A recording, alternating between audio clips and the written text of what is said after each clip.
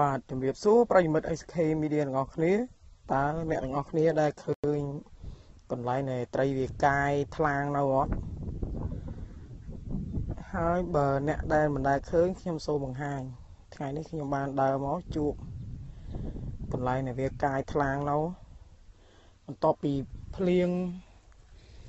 យ៉ាងច្រើនមេគឺវាមានទឹកពេញស្រែពេលទឹកពេញស្រែត្រីវានាំគ្នាមកនៅក្នុងស្រែរួចហើយក្រោយពីទឹកស្រកមកគឺវាតណាអត់តន់ឥឡូវវានាំគ្នាកាយថ្លាងមើលវាថ្លាងវាប៉ុន្តែនេះសិតតកូនត្រីយើងចាប់ធ្វើអាការហើយមានតែចាប់វាដាក់ចូលដបហើយយើងយកវាទៅប្រឡែងកូនណៃទាំងអស់ដល់នេះសិតកូនណៃ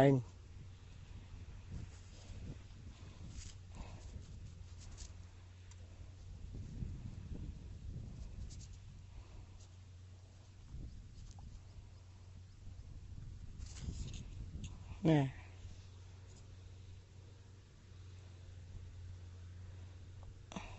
ទុយមានចាប់វាដាក់ចូលក្នុងដបហើយទៅហៅទៅពាំងម្លែងវាទេ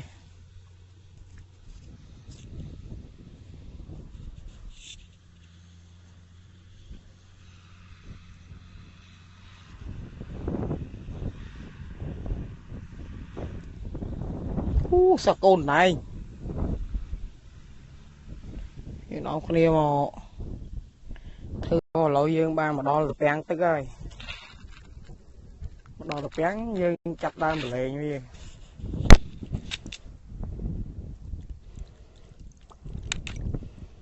ចេញមកនេះ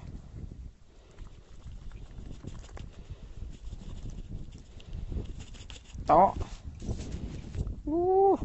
ច្រើនណាស់មកកណូ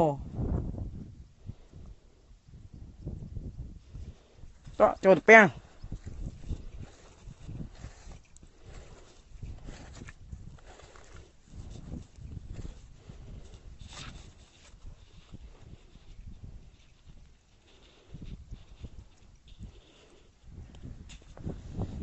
បាយចិត្តគេដល់ហើយបានចូលក្នុងពាំងវិញហើយបាទអរគុណសម្រាប់ការតាមដាន SK Media សូមជម្រាបលាសូមជួយ like ជួយ share ផងដើម្បីឲ្យបានវីដេអូថ្មីជាច្រើនទៀតបាទអរគុណ